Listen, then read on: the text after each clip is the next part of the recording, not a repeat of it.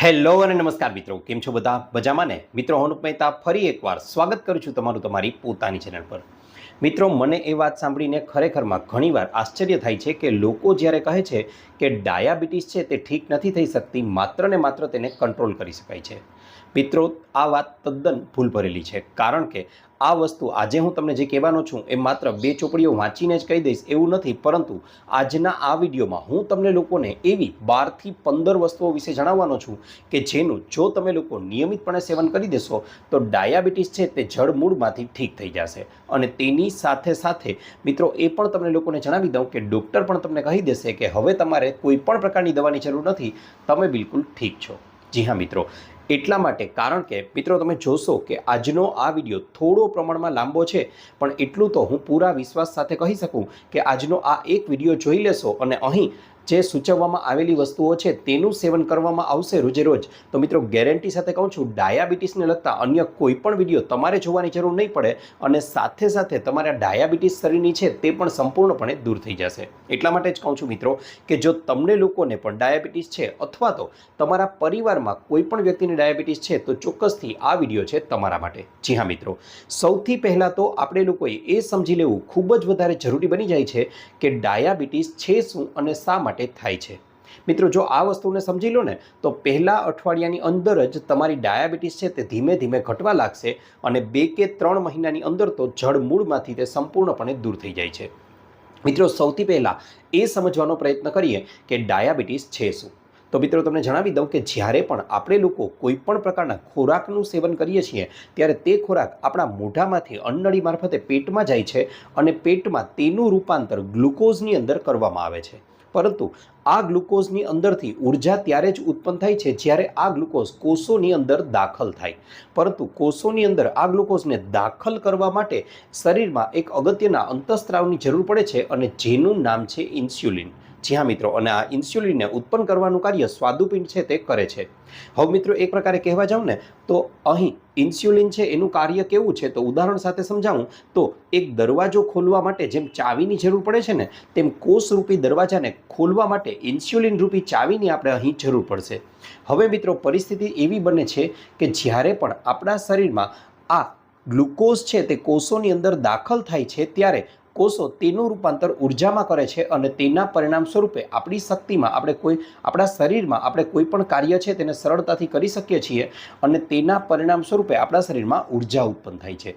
એનો મતલબ કે આપણા કોષોની અંદર ગ્લુકોઝ છે તે તો હોવો ખૂબ જ વધારે જરૂરી છે. પણ આ જ વસ્તુ ક્યારે ડાયાબિટીસનું સ્વરૂપ ધારણ કરી લે તો એ મિત્રો તમને જણાવી દઉં. મિત્રો, જ્યારે આપણા લોહીની અંદર આ સુગરની માત્રા 100 મિલીગ્રામ પર ડેસીલીટર જેટલી હશે ને ત્યાં સુધી તે ખૂબ જ સામાન્ય માનવામાં આવે છે. આ માત્રા જ્યારે વધી અને 200 મિલીગ્રામ પર ડેસીલીટર જેટલી થઈ જાય છે ને તો પણ શરીર એવું કહે છે કે કાંઈ વાંધો નહીં, હું મેનેજ કરી લઈશ. પરંતુ જ્યારે આ માત્રા જ વધીને 200 મિલીગ્રામ પર ડેસીલીટર કરતાં પણ ઉપર વહી જાય છે ત્યારે શરીર છે તે આ માત્રાને કંટ્રોલ નથી કરી શકતું અને આ પરિસ્થિતિને જ આપણે લોકો ડાયાબિટીસ તરીકે ઓળખીએ છીએ. મિત્રો, તરત જ આપણે લોકોને એવો પ્રશ્ન ચોક્કસથી થાય કે શા માટે શરીર છે તે આટલી ઊંચી સુગરની માત્રાને એડજસ્ટ નથી કરી શકતું, કંટ્રોલ નથી કરી શકતું. તો મિત્રો પહેલાં હવે આપણે એ સમજીએ કે જ્યારે આપણા શરીરની અંદર આવી સુગરની માત્રા વધી જાય છે, આપણા લોહીમાં સુગરની માત્રા એટલે કે ગ્લુકોઝ છે તે વધી જાય છે ત્યારે બનશે એવું કે સ્વાદુપિંડ દ્વારા વધારે માત્રામાં ઇન્સ્યુલિન છે તે ઉત્પન્ન કરવામાં આવે છે અને આ ઇન્સ્યુલિન છે તે આ સુગરને પ્રેશરપૂર્વક કોષોની અંદર ધકેલે છે. પરંતુ એક સમય પછી એવો સમય આવે છે કે જ્યારે કોષો પણ સુગરથી ભરપૂર હોય છે અને લોહીમાં પણ સુગરની માત્રા એટલી બધી વધી ગઈ હોય છે કે તે અંદર જવા માટે પ્રયત્ન કરે છે.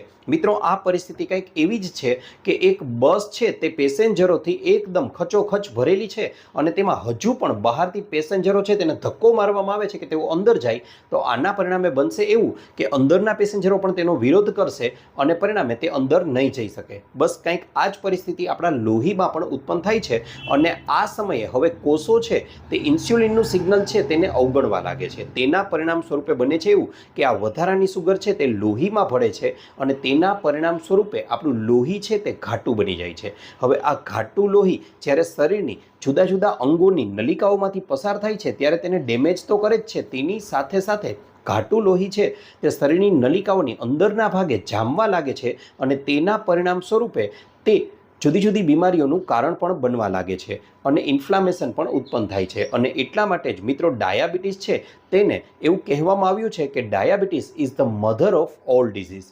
તો તરત જ એવો પ્રશ્ન થાય કે તો પછી આનો ઉપાય શું? તો મિત્રો એક સરળ વાક્યમાં તમને પહેલાં કહી દઉં કે જો કોષોની અંદરની વધારાની સુગર અને લોહીમાં રહેલી વધારાની સુગર છે તેને કોઈને કોઈ રીતે ઉપયોગમાં લઈ લેવામાં આવે તો ધીમે ધીમે કરીને તેની માત્રા ઘટવા લાગશે અને એક સમયે તે સંપૂર્ણપણે નિયંત્રણમાં આવી જશે. તો ફરી પાછું કોષો છે તે ઇન્સ્યુલિનના સિગ્નલને સ્વીકારવા લાગશે, ઇન્સ્યુલિનના સિગ્નલને સમજવા લાગશે અને ફરી પાછું આપણા શરીરની અંદર નોર્મલ રીતે જ લોહી છે તે વહેવા લાગશે.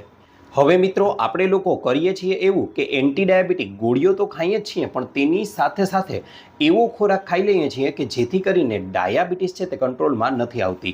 જેમ કે કેક છે, પેસ્ટ્રી છે, મીઠાઈ છે, સમોસા છે અને ચિપ્સ છે. આ વસ્તુઓ એવી છે કે જેને વારંવાર તમે સેવન કરી લો છો અને ડાયાબિટીસની ગોળીઓ પણ ખાઓ છો તો ધીમે ધીમે તમારા રુધિરની અંદર, તમારા લોહીની અંદર બ્લડ સુગર છે તેની માત્રા વધતી જાય છે અને આ વધેલી બ્લડ સુગરને શરીર ગમે તેમ કરીને કંટ્રોલમાં કરવા માટે ફેટ છે તેની સાથે સાથે કોલેસ્ટ્રોલ છે અને ટ્રાયગ્લિસરાઇડમાં તેનું રૂપાંતર કરે છે, જે આપણા શરીરને માત્ર ને માત્ર નુકસાન કરવાનું જ કાર્ય કરે છે.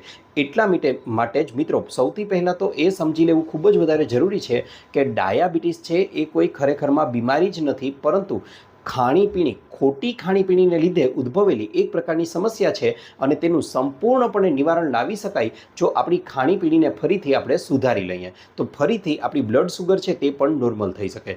અને મિત્રો આ કોઈ આયુર્વેદિક એવો ઉપાય પણ નથી અને તેની સાથે સાથે આજે આધુનિક વિજ્ઞાન પણ આ વસ્તુઓના મહત્ત્વને સ્વીકારી રહ્યું છે. તેની સાથે ઘણા લોકોને એવો પણ પ્રશ્ન થશે કે અમારા તો જનીનોમાં જ ડાયાબિટીસ છે, એનો મતલબ અમારા ફાધરને અથવા ગ્રાન્ડફાધરને પણ હતી ડાયાબિટીસ અને અમને પણ છે. તો મિત્રો તમને જણાવી દઉં કે ડાયાબિટીસમાં જનીનોનો રોલ છે તે માત્ર 10 થી 12% જેટલો જ રહેલો છે અને એ પણ આ જનીનો ત્યારે જ સક્રિય બને છે જ્યારે તમે આ પ્રકારની ખોટી ખાણીપીણી છે તેને પસંદ કરો. જો તમે લોકો યોગ્ય પ્રકારની ખાણીપીણીને પસંદ કરી લો તો ગેરંટી સાથે કહું છું મિત્રો, આ પ્રકારના જનીનો છે તેમાં પણ ડાયાબિટીસની કોઈ પ્રકારની અસર છે તે તમારા શરીરમાં નહીં થવા દે. તો કઈ છે તે વસ્તુઓ એ મિત્રો હવે તમને જણાવી દઉં. અહીં કેટલીક ખાવાની વસ્તુઓ છે, કેટલીક વસ્તુઓ પીવાની છે, તેના વિશે હું આજના વિડીયોમાં સૂચન કરવાનો છું. 12 થી 15 વસ્તુઓ છે મિત્રો. આ વસ્તુઓને ધ્યાનથી સમજી લેશો અને કઈ રીતે ઉપયોગ કરવો તે જાણી લેશો તો ગેરંટી સાથે કહું છું તમારી ડાયાબિટીસ સંપૂર્ણપણે દૂર થઈ જશે.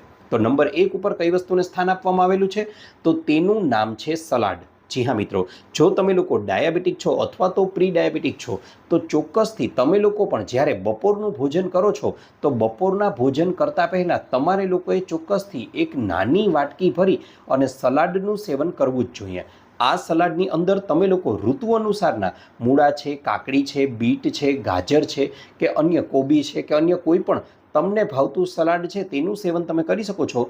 આનાથી મોટામાં મોટો ફાયદો એ થાય છે કે પોસ્ટ મિલ એટલે કે જમ્યા પછીની સુગરમાં જે ઉછાળો આવે છે તેમાં 47% સુધીનો આ સલાડ એકલું માત્ર તેનાથી કંટ્રોલ કરી શકે છે, તેને ઘટાડી શકે છે. મિત્રો તરત જ આપણને પ્રશ્ન થાય કે આવું થાય છે શા માટે? તો તમને જણાવી દઉં કે કાચા શાકભાજી છે તેનો ગ્લાયસેમિક ઇન્ડેક્સ બીજા કરતાં ખૂબ જ વધારે ઓછો છે અને આનું સેવન કરવાના પરિણામ સ્વરૂપે આપણી સુગર છે તે ઝડપથી ઊંચી નથી આવતી અને એ તો આપણે જોઈએ છીએ. અને તેની સાથે સાથે તેનો મોટામાં મોટો બીજો ફાયદો એ છે કે તેનાથી પેટ પણ જલ્દી ભરાઈ જાય છે અને લાંબો સમય સુધી ભૂખ નથી લાગતી. ડાયાબિટીસના દર્દીઓને સામાન્ય રીતે એવું બનતું હોય છે કે ખૂબ જ ઝડપથી ભૂખ લાગતી હોય છે અને એટલા માટે જ તે લોકોએ ચોક્કસથી આ પ્રકારના સલાડનું બપોરના ભોજન પહેલાં સેવન કરવું જોઈએ. આ સલાડને કાચા ખાવાને બદલે તેની ઉપર થોડી માત્રામાં લીંબુનો રસ છે, મીઠું છે અને મરી પાવડર થોડી માત્રામાં ઉમેરી અને ખાવામાં આવે તો તેનું પાચન પણ યોગ્ય રીતે થશે અને ગેસ, એસિડિટી જેવી સમસ્યાઓ પણ નહીં થવા દે. તેની સાથે સાથે રાત્રિનું ભોજન કરો છો તેના પહેલાં તમારે લોકોએ કાચી લાલ ડુંગળીના સલાડનું સેવન કરવું જોઈએ. મિત્રો કાચી લાલ ડુંગળીનું જે સલાડ છે તે કોઈ ઔષધિથી કમ નથી. હકીકતમાં તો તેમાં અમુક એવા ચોક્કસ પ્રકારના તત્વો રહેલા છે કે તે ડાયાબિટીસને ખૂબ જ ઝડપથી નીચે લાવવામાં મહત્ત્વનો ભાગ ભજવે છે. 84 લોકો પર થયેલી પ્રયોગ મુજબ કહેવા જાઉં તો 84 લોકોને 100 ગ્રામ જેટલી કાચી લાલ ડુંગળી છે તે ખવડાવવામાં આવી અને તેના 4 કલાકની અંદર જ તેની ડાયાબિટીસના 40 પોઈન્ટ છે તે નીચે આવી ગયા, જે સ્પષ્ટ દર્શાવે છે કે કાચી ડુંગળી છે તે ખરેખરમાં ડાયાબિટીસની અંદર ઔષધિથી કમ નથી. માટે રાત્રિનું ભોજન કરો તેના પહેલાં કાચી ડુંગળીનું સલાડ અને બપોરનું ભોજન કરો તેના પહેલાં શાકભાજીનું સલાડ છે તેનું સેવન ચોક્કસથી કરવું જ જોઈએ. ત્યારબાદ મિત્રો આગળની જે વસ્તુ છે જેનું સેવન તમારે લોકોએ કરવું જ જોઈએ તેનું નામ છે જવ એટલે કે બાર્લે. જી હા મિત્રો, આપણે લોકો મોટા ભાગે હંમેશા અનાજમાં ઘઉં અને ચોખાનું સેવન જ કરતા આવ્યા છીએ અને ચોખામાં પણ મોટા ભાગે આપણે લોકો સફેદ ચોખાનું સેવન કરીએ છીએ. મિત્રો તમને જણાવી દઉં કે 1960 અને એ સમયગાળા દરમિયાન થયેલી હરિત ક્રાંતિના સમયગાળામાં ઘઉંનું બિયારણ છે તે હાઇબ્રિડ તૈયાર કરવામાં આવ્યું અને તેના કારણે ગ્લુટન એલર્જી થવાની શક્યતાઓ પણ વધી જાય છે. અને મિત્રો તે ડાયાબિટીસમાં પણ કાંઈ જ પ્રકારનો ફાયદો નથી કરતું, માત્ર ને માત્ર નુકસાન કરે છે. અને એટલા માટે જવ છે, ઓટ્સ છે, મિલેટ્સ છે એ આપણા જૂના અને દેશી અને પ્રાકૃતિક અનાજ છે કે જેને હવે આપણે લોકો ધીમે ધીમે ખાવાનું છોડતા જઈએ છીએ. મિત્રો ત્યાર પછી આગળ વાત કરવા જાઉં તો આમાં જે જવ છે તેનું સેવન જો નિયમિત કરવામાં આવે તો તે ખરેખર ડાયાબિટીસની અંદર તો ઔષધિ જેવું કામ કરે છે. એક અભ્યાસ કરવામાં આવ્યો અને જેની અંદર જોવામાં આવ્યું કે અહીં 2 ગ્રુપ પાડી દેવામાં આવ્યા માણસોના અને તેમાં એક ગ્રુપને જવ આપવામાં આવ્યા અને એક ગ્રુપને ઓટ્સ આપવામાં આવ્યા. મિત્રો આનું પરિણામ એ જોવા મળ્યું કે જે લોકોએ ઓટ્સનું સેવન આગલા અમુક સમય સુધી કર્યું તે લોકોની ડાયાબિટીસમાં 36% જેટલી ઘટી ગઈ અને તેની સામે જે લોકોએ જવનું સેવન કરેલું હતું તેમની ડાયાબિટીસમાં 65% જેટલો ધરખમ ફેરફાર છે તે જોવા મળ્યો, તે 65% સુધી ઘટી ગઈ હતી. મિત્રો એવું એટલા માટે કારણ કે જવનો ગ્લાયસેમિક ઇન્ડેક્સ છે તે અન્ય તમામ અનાજ કરતાં સૌથી નીચો છે અને તેના પરિણામ સ્વરૂપે તે સુગરને જરા પણ નથી વધવા દેતી. અને મિત્રો એટલા માટે જ હું હંમેશા માટે કહું છું કે ઘઉંના બદલે જવનું સેવન શરૂ કરી દો. કાંઈ ન કરો તો આગલા 1 મહિના સુધી ઘઉંમાંથી બનેલી રોટલીના બદલે જવમાંથી બનેલી રોટલીનું સેવન શરૂ કરી દો. ફરક તમને જાતે જ નજર આવી જશે. કોઈ જ પ્રકારનું નુકસાન નહીં થાય, માત્ર ને માત્ર ફાયદો થશે. જો મિત્રો તમે લોકો ચોખા ખાઓ છો તો ચોખાના રિપ્લેસમેન્ટ સ્વરૂપે મિલેટ્સનું સેવન શરૂ કરી દો.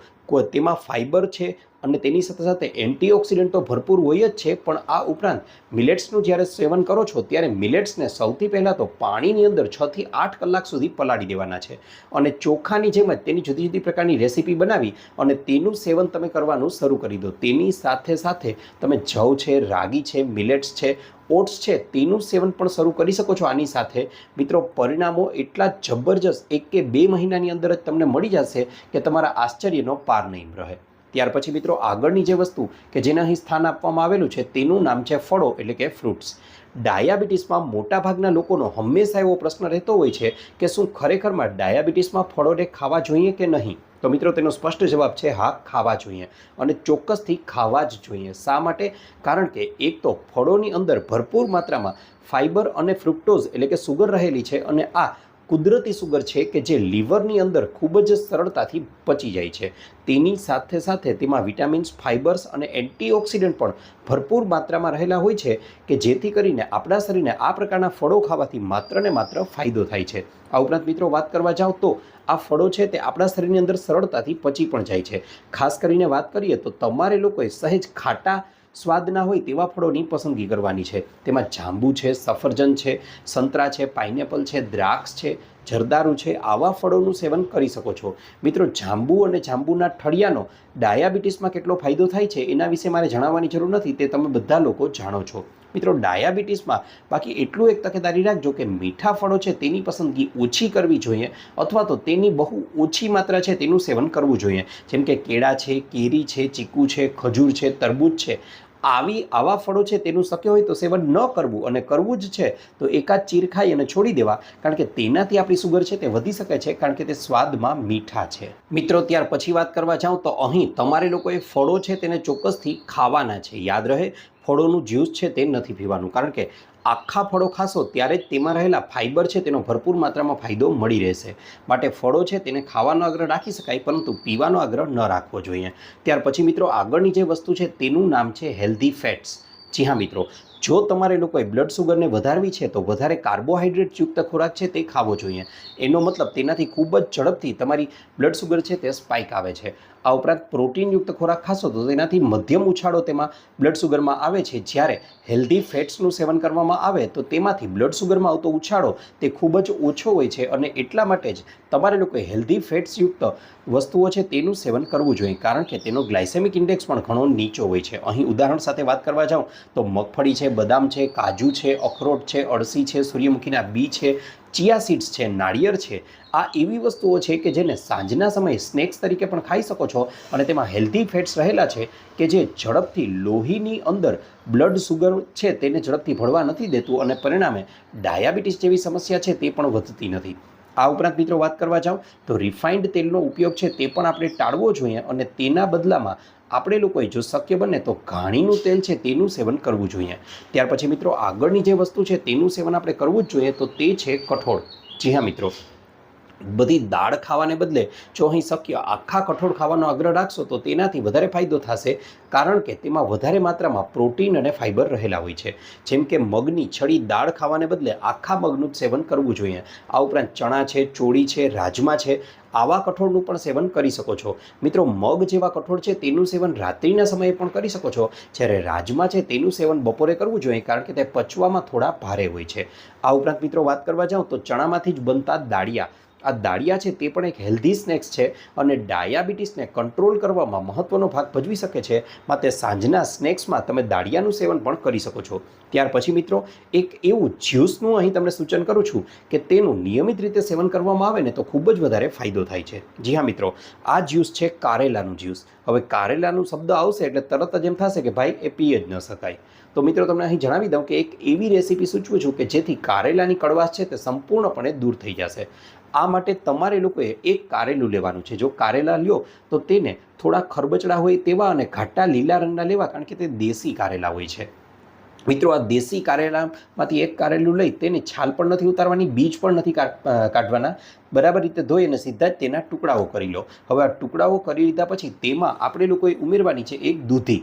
પરંતુ મિત્રો હંમેશા દૂધી માટે એટલું યાદ રાખજો કે દૂધીને જ્યારે પણ તમે લોકો જ્યુસના સ્વરૂપમાં કે અન્ય કોઈ પણ રીતે સેવન કરવું છે ત્યારે દૂધીનો સૌથી પહેલાં એક ટુકડો છે તેને સહેજ એક જીભ અડાડી લેવી, તેને ચાખી લેવો, કારણ કે જો તે કડવો હોય તો તે આપણા માટે ખતરનાક સાબિત થઈ શકે છે.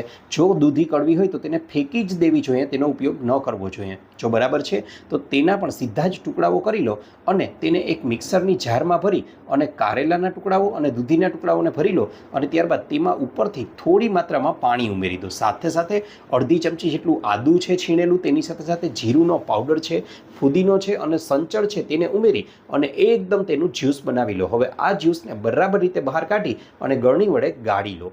ગાળી લીધા પછી તેમાં ઉપરથી લીંબુ, અડધું જેટલું લીંબુ છે તે નીચોવવાનું ભૂલશો નહીં. અને મિત્રો બસ સવારના નાસ્તાના અડધાથી પોણા કલાક પહેલાં આ જ્યુસનું સેવન કરવાનું શરૂ કરી દો, ખૂબ જ વધારે ફાયદો થશે. આ જ્યુસની સેવન કરવાની શરૂઆત છે તે માત્ર તમે લોકો 15 ml જે દવાનું ઢાંકણું આવે છે ને તે ઢાંકણાની ઉપર તમે જોયું હશે તો 5 ml લખેલું હોય છે. આવા 3 ઢાંકણા બસ માત્ર, એટલે 15 ml જેટલા જ્યુસથી શરૂ કરી અને દિવસે ને દિવસે વધારતા જઈ અને અંતે 100 ml સુધી લઈ જઈ શકો છો. આટલું નિયમિત રીતે કારેલાના જ્યુસનું સેવન કરશો ને તો પણ તમારી ડાયાબિટીસ છે તેમાં જબરજસ્ત રીતે તમને લોકોને ઘટાડો જોવા મળશે અને થોડા દિવસોની અંદર તો તે જળમૂળમાંથી દૂર થઈ જશે. મિત્રો આ પ્રકારના કારેલાનું જ્યુસ તમે સેવન કરો છો તો તેને દિવસે જ સેવન કરવું જોઈએ, તેને સાંજ પછી ક્યારેય પણ સેવન ન કરવું જોઈએ. આની સાથે સાથે આગળનો અન્ય એક પ્રયોગ તમને સૂચવવા જાઉં તો તમારે લોકોએ તમારા ખોરાકની અંદર એસિડનો ઉમેરો કરવાનો છે. કદાચ જાણીને શોક લાગશે કે ભાઈ એસિડ, તો મિત્રો અહીં તમને આખું સ્પષ્ટ કરવા માગું છું કે સૌથી પહેલાં તો જો તમે જે પણ કોઈ પ્રકારનો ખોરાક ખાઈ રહ્યા છો તેમાં એસિડને ઉમેરી દેશો તો તમારી સુગર છે તેમાં 40% સુધીનો ઘટાડો તમે જોઈ શકો છો. જ્યારે કોઈ ખોરાક આપણે લોકો ખાઈએ છીએ ત્યારે તે ખોરાક આપણા પેટમાં જઈ ગ્લુકોઝમાં રૂપાંતર પામે છે અને આ ગ્લુકોઝ ધીમે ધીમે લોહીમાં ભળવાની શરૂઆત થાય છે. હવે આ લોહીમાં ભળવાની પ્રક્રિયાને જો ધીમી કરી દેવામાં આવે તો તમારા લોકોની સુગર છે તેમાં પણ ખૂબ જ વધારે ઝડપથી ઉછાળો નહીં આવે.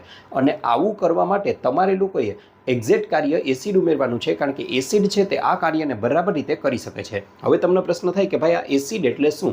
તો મિત્રો અહીં તમને જણાવી દઉં, જુદા જુદા પ્રકારના ઓપ્શન આપવાનો છું. તેમાં સૌથી પહેલું ઓપ્શન છે એપલ સાઇડર વિનેગર. જી હા મિત્રો, એપલ સાઇડર વિનેગરની 1 ચમચી લઈ અને તેને 1 ગ્લાસ પાણીમાં ઉમેરી બરાબર રીતે હલાવી અને વહેલી સવારે ઉઠી અને તમે નાસ્તો કરો છો તેના પણ અડધા કલાક પહેલાં પી લેવામાં આવે તો આખા દિવસ દરમિયાન તે બરાબર રીતે કાર્ય કરશે અને તમારા શરીરની પોસ્ટ મિલ સુગર એટલે કે જમ્યા પછીની સુગર છે તેને નહીં વધવા દે. મિત્રો સેમ આ જ કાર્ય લીંબુ પાણી છે તે પણ કરે છે, કારણ કે તેમાં સાઇટ્રિક એસિડ રહેલો હોય છે અને તેનાથી પણ તમે ભોજન કરો છો તેના પહેલાં જો 1 ગ્લાસ જેટલું લીંબુ અને પાણી, યાદ રહે અહીં હું લીંબુ શરબત કે લીંબુ સોડાનું સૂચન નથી કરતો, અહીં હું માત્ર ને માત્ર લીંબુ અને પાણી બે જ વસ્તુઓનું કહું છું, તેને મિશ્ર કરી અને ભોજનની પહેલાં લઈ લેવામાં આવે તો તેનાથી પણ ફાયદો થાય છે. મિત્રો સેમ આ જ પ્રક્રિયા તો જો તમે લોકો જમવાની સાથે દહીં લઈ લો છો અથવા જમ્યા પછી છાશનું સેવન કરો છો તો પણ આ પ્રક્રિયા સરળ બની જશે, કારણ કે દહીં અને છાશમાં લેક્ટિક એસિડ રહેલો હોય છે, તે પણ સેમ આ જ પ્રક્રિયા કરે છે. મિત્રો તેની સાથે સાથે જમવાનો જો યોગ્ય ક્રમ પણ જાળવવામાં આવે ને તો તેનાથી પણ આપણી આ પ્રકારની સુગર છે તેમાં ખૂબ જ સારો એવો ઘટાડો જોવા મળે છે. અંદાજિત 75% સુધીનો ઘટાડો જોઈ શકાય છે.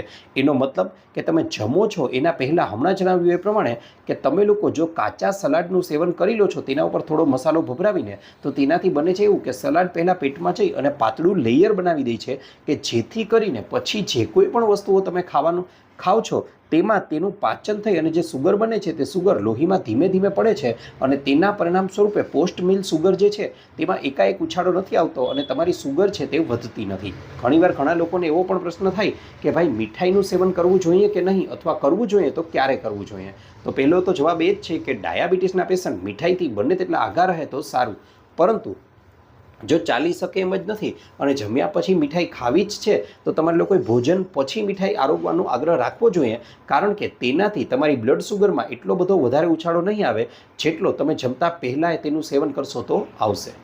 મિત્રો અહીં મીઠાઈની વાત તો કરી, પણ તેની સાથે સાથે તમને લોકોને જણાવી દઉં કે કેરી સિવાયના તમામ ફળો છે તે જમ્યા પહેલાં ખાઈ શકાય છે. કેરીને જ ભોજન પછી તમે લોકોએ સેવન કરવું જોઈએ. ત્યાર પછી મિત્રો આગળની જે વસ્તુ છે તે ખૂબ જ વધારે આશ્ચર્ય પમાડનાર છે. જી હા મિત્રો, તમને લોકોને કહેવામાં આવે કે આખા દિવસ દરમિયાન તમે લોકો ગમે તે સમયે 30 મિનિટ સુધી વોકિંગ કરી આવો, તો મિત્રો આ 30 મિનિટના વોકિંગ દરમિયાન પણ શરીરની જે બ્લડ સુગર છે તેમાં જેટલો ઘટાડો થાય છે તેના કરતાં પણ ઘણો વધારે ગણો ઘટાડો છે તે જમ્યા પછીના વોકિંગમાં થાય છે. જી હા મિત્રો, જમ્યા પછી માત્ર 10 મિનિટનું જ વોકિંગ કરી લેવામાં આવે તો તેનાથી જમ્યા પછીની સુગરમાં જે સ્પાઇક આવે છે, જે ઉછાળો આવે છે તે નથી આવવા દેતી અને સુગર છે તે કંટ્રોલમાં રહે છે. આવું એટલા માટે કારણ કે તમે જ્યારે ભોજન કરો છો ત્યારે તે ખોરાક પેટમાં જઈ અને તેનું રૂપાંતર સીધું જ અહીં સુગરમાં થાય છે, એટલે કે ગ્લુકોઝમાં થાય છે અને આ ગ્લુકોઝને જ્યારે તે લોહીમાં ભળવાની શરૂઆત કરે છે એ સમયે જો તમે લોકો વોકિંગ કરી રહ્યા છો તો તરત જ બનશે એવું કે સ્નાયુઓ દ્વારા તેનો ઉપયોગ કરી લેવામાં આવશે અને પરિણામે ઇન્સ્યુલિન છે તેણે પોતાનું કાર્ય કરવું જ નહીં પડે અને તમારી બ્લડ સુગરમાં પણ ઉછાળો નહીં આવે. પણ આનાથી ઉલટું તમે રાત્રિનું ભોજન કરો છો અને તરત જ પછી સોફા પર ચાલ્યા જાઓ છો અથવા બેડ પર ચાલ્યા જાઓ છો, તો તેનાથી બનશે એવું કે આ સુગર છે તે તમારા બ્લડમાં ફરવા લાગશે અને તેના પરિણામ સ્વરૂપે તમારી બ્લડ સુગર છે તેમાં ઉછાળો તમને જોવા મળશે. એટલા માટે રાત્રિનું જમ્યા પછીનું વોકિંગ છે તે વોકિંગ નહીં પણ ખરેખરમાં તો પાવર વોકિંગ છે અને તે તમારે કરવું જ જોઈએ. તેની સાથે સાથે મિત્રો તમને જણાવી દઉં કે અહીં વોકિંગનો મતલબ એવો નથી કે હડબડાટમાં ખૂબ જ ઝડપથી ચાલવું. ના મિત્રો, માત્ર આરામથી તમે ટહેલતા આરામથી એકાદો આંટો મારી આવો તો પણ તે પૂરતું છે. માત્ર 10 થી 12 મિનિટનું વોકિંગ છે તે તમારી બ્લડ સુગર છે તેને કંટ્રોલમાં રાખવા માટે ખૂબ જ વધારે ફાયદાકારક છે. આ ઉપરાંત મિત્રો વાત કરવા જાઉં તો અહીં કાર્બોહાઈડ્રેટ્સની વાત કરેલી હતી, તો કાર્બોહાઈડ્રેટ્સ છે તે બે પ્રકારના હોય છે, એક ખરાબ અને એક સારા. ખરાબ કાર્બોહાઈડ્રેટ્સના સેવનથી માત્ર ને માત્ર સુગર વધે છે, જ્યારે સારા કાર્બોહાઈડ્રેટનું તમે લોકો સેવન કરશો તો તેનાથી બનશે એવું કે સુગર છે તે ધીમે ધીમે તમારા લોહીમાં પડે છે અને એવો મોટો ઉછાળો છે તે નથી આવવા દેતી. અહીં ખરાબ કાર્બોહાઈડ્રેટ્સમાં મીઠાઈ છે, કોલ્ડ્રિંક્સ છે, ફ્રૂટ જ્યુસ છે, સફેદ ભાત છે, બિસ્કિટ છે, કેક છે અને તમામ પ્રકારના બજારમાં મળતા પડીકાઓ છે. અને તેની સાથે સારા કાર્બોહાઈડ્રેટ્સ એટલે કે ગુડ કાર્બ્સ છે તેમાં અહીં આપણે લોકો અનાજ છે, લાલ ચોખા છે, સ્ટીલ કટ ઓટ્સ છે, મિલેટ્સ છે, શાકભાજી છે, ફળો છે અને તેની સાથે સાથે આ એવી તમામ વસ્તુઓ કે જે કુદરતમાંથી આપણને પ્રાપ્ત થાય છે. આનાથી આપણી સુગર છે તેમાં ખૂબ જ ધીમો ઉછાળો આવે છે, તે ધીમે ધીમે આપણા લોહીની અંદર ભળે છે. મિત્રો ત્યાર પછી આગળ વાત કરવા જાઉં તો તમે લોકો પણ અડધી ચમચી જેટલો તજનો પાવડર લઈ અને તેને અડધા ગ્લાસ જેટલા પાણીમાં ઉમેરી બરાબર રીતે ઉકાળી અને ત્યારબાદ અડધી ચમચી જેટલું તેમાં વર્જિન કોકોનટ ઓઇલ લઈ ઉમેરી બરાબર રીતે હલાવી અને રાત્રિના સમયે તેનું સેવન કરવામાં આવે તો તે પણ આપણી ડાયાબિટીસમાં ખૂબ જ જબરજસ્ત ફેરફાર કરી આપે છે, ઘટાડો કરી આપે છે. તેની સાથે સાથે મિત્રો આગળ વાત કરવા જાઉં તો આગળની જે વસ્તુ કે જે ડાયાબિટીસને ઘટાડવામાં, ડાયાબિટીસને શરીરમાંથી દૂર કરવામાં મહત્ત્વનો ભાગ ભજવી શકે છે, તો તેનું નામ છે કોળું એટલે કે પમ્પકિન. જી હા મિત્રો, તેનું શાક ડાયાબિટીસને ખૂબ જ વધારે ઝડપથી ઘટાડે છે. તેની સાથે સાથે તેમાં અમુક એવા ચોક્કસ પ્રકારના તત્વો રહેલા હોય છે કે જે વધેલી સુગરને ઝડપથી ઘટાડવામાં મહત્ત્વનો ભાગ ભજવે છે. કોળામાં ટ્રાઇગોલિન અને તેની સાથે સાથે નિકોટિનિક એસિડ રહેલા હોય છે કે જે ડાયાબિટીસનું મૂળ ઇન્સ્યુલિન રેઝિસ્ટન્સ છે તેને ઠીક કરવામાં મહત્ત્વનો ભાગ ભજવે છે. મિત્રો, કોળાના શાકમાં પણ મુખ્ય મસાલા તરીકે જે વસ્તુ ઉમેરવામાં આવે છે તે પણ ડાયાબિટીસમાં ખૂબ જ વધારે ફાયદાકારક છે. તેનું નામ છે મેથી. જી હા મિત્રો, મેથીને પણ જો તમે લોકો રાત્રિના સમયે 10-12 દાણા મેથીના રાત્રે પલાળી દો અને વહેલી સવારે ઉઠી અને આ મેથીને ચાવીને ખાઈ જવામાં આવે તો તેનાથી પણ ડાયાબિટીસમાં સારો એવો ફેરફાર જોવા મળે છે. મિત્રો, પલાળેલી મેથી છે તે સ્વાદમાં પ્રમાણમાં ઓછી કડવી લાગે છે. સાથે સાથે કોળાનું શાક જ્યારે પણ તમે લોકો બનાવો છો ત્યારે તેના બીને ક્યારેય પણ કાઢવા ન જોઈએ. તેના બી ખૂબ જ વધારે ફાયદાકારક છે, કારણ કે આમ તો તમે બજારમાં લેવા જાઓ તો પમ્પકિન સીડ એટલે કે કોળાના બી છે તે 1000 રૂપિયા પર કિલોગ્રામ જેટલા ઊંચા ભાવે મળી આવે છે. તો શા માટે તેને ફેંકી દેવા જોઈએ? અને આ પ્રકારના કોળાનું બી સહિત જ શાક બનાવી અને ખાવામાં આવે તો તેનાથી આપણી ડાયાબિટીસ છે તેમાં 35% સુધીનો ઘટાડો થઈ શકે છે. તેમાં અમુક એવા ચોક્કસ પ્રકારના એન્ટીઓક્સિડન્ટ રહેલા હોય છે કે જે બ્લડ સુગરને વધવા નથી દેતા અને ઉચ્ચ ગુણવત્તાયુક્ત ફેટ્સ હોય છે, અને ફેટ્સનો તો ગુણ જ છે કે સુગરમાં સ્પાઇક નથી આવવા દેતા. તેમાં ફાઇબર પણ ખૂબ જ સારી એવી માત્રામાં રહેલા હોય છે. મિત્રો, જ્યારે પણ તમે કોળાનું શાક બનાવો છો તો ત્યારે કોળું લેવા જાઓ ત્યારે હંમેશા લીલા રંગનું અને તાજું કોળું જ પસંદ કરવાનો આગ્રહ રાખવો જોઈએ. તેમાં જ્યારે શાક બનાવો છો ત્યારે એક તકેદારી રાખજો કે તેની ઉપરથી જે ખાંડ ઉમેરવામાં આવે છે તે ન નાખવી જોઈએ. બાકી જો કોળાના શાકનું નિયમિત રીતે સેવન ડાયાબિટીસના દર્દીઓ શરૂ કરી દે તો ખરેખરમાં તે કોઈ દવાથી કમ નથી. તેની સાથે સાથે આગળની જે વસ્તુ ડાયાબિટીસમાં રામબાણ ઇલાજ તરીકે કાર્ય કરી શકે છે તો તેનું નામ છે કારેલા. જી હા મિત્રો, કારેલામાં રહેલા તત્વો છે તે ઇન્સ્યુલિનના ઉત્પાદનને વધારે છે. તેની સાથે સાથે આયુર્વેદને તો કોઈ શંકાને સ્થાન નથી કે કારેલા છે તે ખરેખરમાં તો ડાયાબિટીસનો એન્ટીડોટ છે.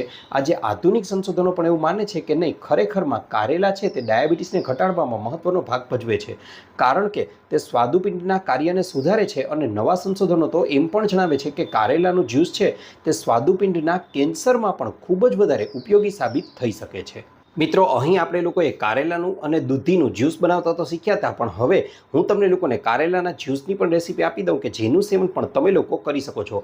આ માટે સીધા જ તમારે કારેલા લઈ અને તેના ટુકડાઓ કરી લેવાના છે. તેની સાથે સાથે તેમાં થોડી માત્રામાં છીણેલું આદું અને પાણી ઉમેરી અને તેને એકદમ મિક્સરમાં પીસી લો. ત્યારબાદ ચાણી વડે ચાળી લો અને ઉપરથી અડધી ચમચી જેટલું સંચળ અને એકાદું લીંબુ છે તે બરાબર રીતે નીચોવી લો અને આ જ્યુસને પીવાનું શરૂ કરી દો. રોજે રોજ નાસ્તાના અડધા કલાક પહેલાં સવારે આનું સેવન કરવાથી ડાયાબિટીસમાં ફાયદો થાય છે. ત્યારબાદ અંતિમ વસ્તુ જે ડાયાબિટીસમાં ખૂબ જ વધારે ફાયદો કરી શકે છે તેનું નામ છે ભીંડા. જી હા મિત્રો, ભીંડાનું શાક માત્ર સ્વાદિષ્ટ જ નથી પણ બ્લડ સુગરને પણ કંટ્રોલ કરવામાં મહત્ત્વનો ભાગ ભજવે છે. 2018માં થયેલા સંશોધનો છે તે આપણને સૂચવે છે કે ભીંડામાં અમુક ચોક્કસ પ્રકારના પોલિસેકેરાઇડ કાર્બોહાઈડ્રેટ્સ રહેલા છે કે જે બ્લડ સુગરને કંટ્રોલ કરવામાં ખૂબ જ મહત્ત્વનો ભાગ ભજવે છે. તેની સાથે સાથે ભીંડાની અંદર રહેલા જે બીજ હોય છે તે પણ ડાયાબિટીસમાં ઘણો ફાયદો કરી આપે છે. મિત્રો, આ ઉપરાંત હવે તમને લોકોને આખા દિવસનું એક એવું રૂટીન સૂચવું છું કે જે ડાયાબિટીસમાં રામબાણ ઇલાજ તરીકે સાબિત થઈ શકે છે. આ માટે તમારે લોકોએ સૌથી પહેલાં તો વહેલી સવારે ઉઠવાનો આગ્રહ રાખવાનો છે. જી હા મિત્રો, વહેલી સવારે એટલે લગભગ 5 થી 6 વાગ્યાની વચ્ચે. હવે વહેલી સવારે તમે જ્યારે ઉઠો છો ત્યાર પછી મિત્રો તમારે લોકોએ સૌથી પહેલાં તો 1 ગ્લાસ, 2 ગ્લાસ, 3 ગ્લાસ કે 4 ગ્લાસ જેટલું પાણી લઈ અને તેને થોડી માત્રામાં નવશેકું ગરમ કરી અને આમાંથી જેટલું પીવાય એટલું પાણી પીવાનો આગ્રહ રાખવો જોઈએ. આ ઉપરાંત વિડીયોમાં દર્શાવેલો કોઈ ઉપાય છે તો તેને પણ અહીં પાણીના સ્થાને કરી શકો છો, અથવા પાણી પીધા પછી અથવા પાણીની સાથે પણ તેને કરી શકો છો. ત્યાર પછી મિત્રો 15 થી 20 મિનિટ સુધી તમારે લોકોએ ઘરની આજુબાજુના ખુલ્લા વાતાવરણમાં લટાર મારવાની છે, હળવું વોકિંગ કરવાનું છે. એ કરી ઘરે આવો ત્યાર પછી હવે તમારે લોકોએ અમુક અહીં આસનો અને પ્રાણાયામ સૂચવું છું તે કરવા જોઈએ. તે તમારા શરીર માટે ખૂબ જ વધારે ફાયદાકારક સાબિત થઈ શકે છે. મિત્રો, સૌથી પહેલાં તો તમારે લોકોએ યોગા મેટ લઈ લેવાની છે અને ઘરનો ખુલ્લો વિસ્તાર કે જેમાં ઘરનું ફળિયું છે, ઘરની બાલ્કની છે, ઘરની અગાસી છે કે પછી ઘરની આજુબાજુમાં આવેલો કોઈ પણ બગીચો છે ત્યાં જઈ અને આ યોગા મેટને, અથવા યોગા મેટ ન હોય તો તમે લોકો ચાદર પણ પાથરી શકો છો, તેના પર બેસી અને સૌથી પહેલાં તો 12 થી 15 મિનિટ સુધી અનુલોમ વિલોમ અને 12 થી 15 મિનિટ સુધી કપાલભાતિ જેવા પ્રાણાયામ છે તે તમારે લોકોએ કરવા જોઈએ. આટલું કરી લીધા પછી હવે તમારે લોકોએ આગળ વધવાનું છે. જો તમારું શરીર તમને લોકોને સાથ આપતું હોય તો અમુક અન્ય વસ્તુઓ પણ તમે કરી શકો છો. અહીં કપાલભાતિ અને અનુલોમ વિલોમ કરવાથી તમારા શરીરને જબરજસ્ત ફાયદો જોવા મળશે. આટલું કરી લીધા પછી હવે તમારે આગળ વધવાનું છે અને તમે લોકો તિતલી આસન છે, તેની સાથે સાથે ગૌમુખ આસન છે, પવન મુક્તાસન છે, સર્વાંગાસન છે, સવાસન છે, આવા આસનો તમે કરી શકો છો. વજ્રાસન છે તેને પણ તમે લોકો કરી શકો, પણ બેટર રહેશે કે તમે જમ્યા પછી વજ્રાસનમાં બેસશો તો તે તમારા શરીરને ખૂબ જ વધારે ફાયદો કરશે. આ ઉપરાંત મિત્રો વાત કરવા જાઉં તો આવા આસનો કરી શકો છો તો તમારું શરીર ફ્લેક્સિબલ હશે, અને જો ફ્લેક્સિબલ હોય તો ચોક્કસથી તમારે લોકોએ 12 થી 15 જેટલા સૂર્ય નમસ્કાર પણ કરવા જોઈએ, જે તમારા શરીરને ખૂબ જ વધારે ફાયદો કરે છે. ડાયાબિટીસના પેશન્ટ છો તો તમારે લોકોએ મંડુકાસન કરવાનું ભૂલવું ન જોઈએ, કારણ કે મંડુકાસન છે તે ડાયાબિટીસમાં ખૂબ જ સારો એવો ફાયદો કરવાનું કાર્ય કરે છે. ત્યાર પછી મિત્રો આગળ વાત કરવા જાઉં હવે તો તમે લોકો હવે દિવસની શરૂઆત તમારા દિવસની નાસ્તાથી કરી શકો છો. આ નાસ્તામાં તમે સ્પ્રાઉટ્સ એટલે કે ફણગાવેલા કઠોળ છે તેનું સેવન કરી શકો છો. ફણગાવેલા કઠોળની રેસીપી અગાઉના વિડીયોમાં પણ ઘણી જગ્યાએ દર્શાવેલી છે, એમાંથી કોઈ પણ રેસીપીનું તમે સેવન કરી શકો છો. આ ઉપરાંત અઠવાડિયામાં એકાદ વાર ચણાના લોટના પુડલા કે જેમાં થોડો અજમો અને પાલક ઉમેરેલી હોય તેનું સેવન કરવાથી પણ ઘણો સારો એવો ફાયદો થાય છે. ત્યાર પછી મિત્રો સમય આવે છે બપોરનો. બપોરના સમયમાં અગાઉ વિડીયોમાં જણાવેલા આયોજન પ્રમાણે ખોરાકની શરૂઆત કરતાં પહેલાં 1 વાટકી જેટલું ઋતુ અનુસારનું કોઈ પણ એક સલાડ સેવન કરવાનું છે. એ કરી લીધા પછી તમારે લોકોએ ભોજન આરોગવાનું છે. ભોજનમાં ઘઉંની રોટલીના બદલે મિલેટ્સ અથવા જવમાંથી બનેલી રોટલીનું સેવન કરો, અને જો તે શક્ય ન બને અને ઘઉંની રોટલી જ ખાઈ રહ્યા છો તો તમે લોકો એક રોટલીની માત્રા ઘટાડી અને તેની સામે શાકની 1 વાટકીમાંથી 2 વાટકી જેટલું સેવન કરવું જોઈએ. આ ઉપરાંત તમારે લોકોએ ભોજનની સાથે એકાદ વાટકી જેટલું દહીંનું સેવન કરી શકો, અને ભોજન કરી લીધા પછી તમારે એકાદ ગ્લાસ જેટલી છાશનું પણ સેવન કરવું જોઈએ. આ ઉપરાંત મિત્રો તમારા બપોરના ભોજનની થાળી છે તે પ્રમાણમાં ખૂબ જ વધારે રંગબેરંગી હોવી જોઈએ. રંગબેરંગીનો મતલબ અહીં એવો જરાય નથી કે મીઠાઈઓથી ભરેલી હોવી જોઈએ. અહીં એનો મતલબ એવો થાય છે કે તમે લોકો જ્યારે પણ શાકભાજી કે ફળોની ખરીદી કરવા માટે જાઓ છો ત્યારે બધા જ રંગના તમે ફળો અને શાકભાજી છે તે લેવાનો આગ્રહ રાખવો જોઈએ, અને તેનાથી તમારા શરીરને તમામ પ્રકારના પોષક તત્વો છે તે મળી રહેશે. ભોજન કરી લીધા પછી 10 મિનિટ બાદ તમારે લોકો એકાદ ચમચી જેટલી કાચી અથવા શેકેલી વરિયાળી છે તેનું સેવન પણ કરવું જોઈએ. તે તમારા શરીરને ખૂબ જ વધારે ફાયદો કરવાનું કાર્ય કરે છે. ત્યાર પછી મિત્રો આગળ વાત કરવા જઈએ તો સમય આવે છે સાંજનો. મિત્રો આ સમયે જેવો સમય હોય છે કે જ્યારે લોકોને ભૂખ લાગે છે, અને આ ભૂખના પરિણામ સ્વરૂપે તેઓ સીધા જ કાં તો પડીકાઓ ખોલી દે છે, કાં તો તેઓ સીધો લારીઓમાં મળતો જે તૈયાર જંક ફૂડ છે, કચરા ફૂડ છે તે ખાવાનો આગ્રહ રાખે છે, અથવા તો સીધા જ તેઓ હોટલોમાંથી ઓનલાઈન ઓર્ડર કરી આપે છે. મિત્રો આવી ભૂલ તો ન જ કરવી જોઈએ. તેના બદલામાં તમે લોકો સવારે પલાળેલા ડ્રાયફ્રૂટ્સ છે તેને આ સમય ખાવાનો આગ્રહ રાખવો જોઈએ. જો એવું લાગે કે એટલો ભાઈ સમય કોની પાસે હોય તો તમને મિત્રો જણાવી દઉં કે એટલો સમય ન હોય તો તમે લોકો અહીં મખાણાને પણ લઈ શકો છો. મખાણાને દેશી ગાયના શુદ્ધ ઘીમાં ઉમેરી અને બરાબર રીતે હલાવી લો, બરાબર રીતે શેકી લો, અને ઉપરથી થોડું સંચળ ફફડાવી અને આનું સેવન કરવાનું શરૂ કરી દો. મિત્રો સારામાં સારી વેફર, સારામાં સારી ચિપ્સ છે તે પણ આની પાસે ટૂંકી પડી જશે. અને આ ઉપરાંત મિત્રો બપોરનું જે તમે શાક કે દાળનું સેવન કરો છો ને તેમાં પણ ઉપરથી 1 ચમચી જેટલું દેશી ગાયનું શુદ્ધ ઘી ઉમેરી અને આને ખાવાનો આગ્રહ રાખશો તો તેનાથી પણ મોટામાં મોટો ફાયદો એ થશે કે તમારી ડાયાબિટીસમાં જે ઉછાળો આવતો હતો એ હવે નહીં આવે, અને તે પણ કંટ્રોલમાં આવી જશે. સાથે સાથે સાંજનો સમય પૂરો થાય અને હવે આગળનો સમય આવે તો મિત્રો અહીં છેલ્લો પડાવ છે દિવસનો, અને આ પડાવ એટલે સૌથી મહત્વનો પડાવ, અને આ એક ઉપાયને પણ કરી લેશો ને તો એ તમામ નિયમો પર ભારે પડે છે, અને તે ખૂબ જ વધારે અગત્યનું છે. અને એ છે મિત્રો રાત્રિનું છેલ્લું ભોજન, એટલે કે દિવસનું છેલ્લું ભોજન છે તે સાંજે 7 વાગ્યા પહેલાં ગમે તેમ કરીને પૂરું કરી લેવાનું છે. તરત જ પ્રશ્ન થશે શા માટે, તો એનો જવાબ પણ આપું છું, પણ મિત્રો પહેલાં જણાવી દઉં કે જ્યારે જેમ જેમ દિવસ ઉગે છે ત્યારે સૂર્યની સાથે જ સાથે આપણી જઠરાગ્નિ છે તે પણ પ્રદીપ્ત થાય છે, અને સૂર્ય જેમ જેમ આથમતો જાય છે તેમ તેમ આપણી જઠરાગ્નિ છે તે બુઝાતી જાય છે, અને સાંજે 7 વાગ્યા પછી તો આપણા શરીર માટે ખોરાકનું પાચન કરવું એ થોડું વધારે કઠિન બની જાય છે. માટે રાત્રિનું ભોજન સૌથી પહેલાં તો સાંજે 7 વાગ્યા પહેલાં પૂરું કરી લેવાનું છે. તેની સાથે સાથે તમે આ જે ખોરાક ખાઈ રહ્યા છો તે ખોરાક પ્રમાણમાં બને તેટલો હળવો હોવો જોઈએ. એટલે કે કઢી ખીચડી છે, અહીં દાળ ભાત છે, ચોખા તરીકે તમે લાલ ચોખા અથવા મિલેટ્સને પણ લઈ શકો છો. એ સ્વરૂપમાં દાળ ભાત લેવાના છે. તેની સાથે સાથે શાકભાજીનું સૂપ છે કે પછી પોહા છે, આનું સેવન કરી શકો છો. આ તમારા સ્વાસ્થ્ય માટે ફાયદાકારક બની શકે છે. આ ઉપરાંત મિત્રો વાત કરવા જાઉં તો અન્ય એવા કોઈ પણ શાકભાજી કે અન્ય એવી કોઈ પણ વસ્તુ કે જે પચવામાં હળવી હોય તેનું સેવન તમે કરી શકો છો. આનાથી મોટામાં મોટો ફાયદો એ થશે કે રાત્રે 11, 11:30 વાગ્યા સુધીમાં તો તમારો ખોરાક પચી ગયો હશે અને ત્યાર પછીનો જે સમય આવે છે એ સમય આવે છે હિલિંગનો સમય. એટલે કે તમારું શરીર જાતે જ પોતાની અંદર રહેલી બીમારીઓ છે તેને ધીમે ધીમે ઠીક કરવા લાગે છે. માટે આ પ્રયોગને કરી જુઓ મિત્રો. ગેરંટી સાથે કહું છું, ખૂબ જ સારા પરિણામો તમને લોકોને જોવા મળશે. મિત્રો આશા રાખું છું આપને અમારા આ વિડીયો ગમ્યો હશે. જો તમને એવું લાગતું હોય કે વિડીયોમાંથી કંઈક નવું જાણવા મળ્યું છે તો વિડીયોને આપજો એક નાનકડું લાઇક અને ચેનલને કરી લેજો સબસ્ક્રાઈબ આવા અન્ય વિડીયો મેળવવા માટે. આ ઉપરાંત આપને પણ કોઈ હેલ્થ કે બ્યુટી સંબંધિત સમસ્યા રહેતી હોય તો એ પણ જણાવજો. અમે તેને અનુરૂપ પણ નવા વિડીયો લાવવાનો પૂરતો પ્રયાસ કરીશું. સાથે સાથે તમે લોકોએ પણ જો આ વિડીયોને અહીંયા સુધી જોઈ જ લીધો છે તો એ જણાવવાનું ભૂલશો નહીં કે તમે પણ આ વિડીયોને કયા ગામ, કયા શહેર, કયા તાલુકા, કયા જિલ્લા, કયા રાજ્ય કે કયા દેશમાંથી જોઈ રહ્યા છો. કારણ કે અમને લોકોને જાણીને ખૂબ જ આનંદ થાય છે કે અમારી ઓડિયન્સ અમને ક્યાં ક્યાંથી જોઈ રહી છે. આપનો ખૂબ ખૂબ આભાર.